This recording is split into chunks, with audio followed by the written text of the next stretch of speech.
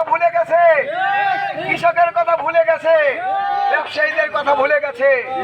ওই মসজিদে যাওয়ার পর টাকার পাহাড় ঘুরে এদেশের সাধারণ মানুষের কথা তাদের মনে নাই, এদেশের কৃষকের কথা মনে নাই, এদেশের ব্যবসায়ীদের কথা মনে নাই।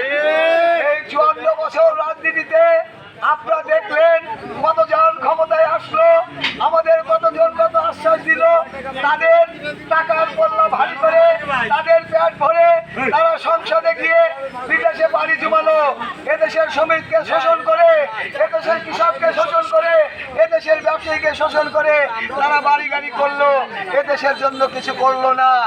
আজ বিশ্বের বুকে বাংলাদেশ গরিব রাষ্ট্র হিসেবে পরিচিত। আমরা কি গরিব রাষ্ট্র ছিলাম?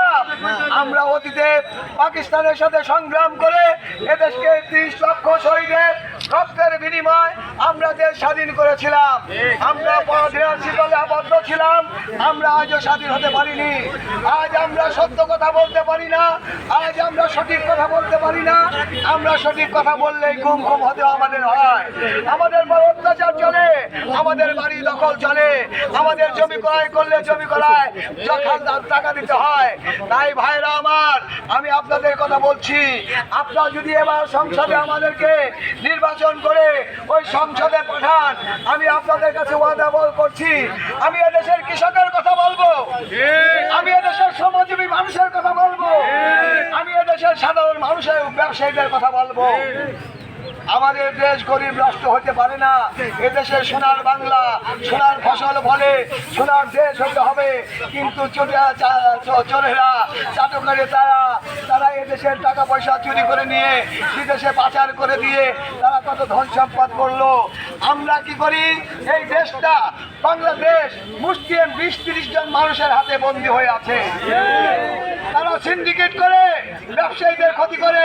তারা কি করে? মন্ত্রী এমপিদের টাকা দিয়ে, ঘুষ দিয়ে তাদের বিদেশে বাড়ি গাড়ি করে দেয়, আর আমাদের টাকা শোষণ করে দ্রব্য মূল্যের ঊর্ধ্বগতি করে তারা বিদেশে টাকা নিয়ে যায়। এদেশের সরকার যতই এসেছে তারা তাদের প্রতিবাদ করে না, এই জন্য মন্ত্রী এমপিরা তাদের কাছে কোটি কোটি টাকা নিয়ে বিদেশে তারা বাড়ি করেছে।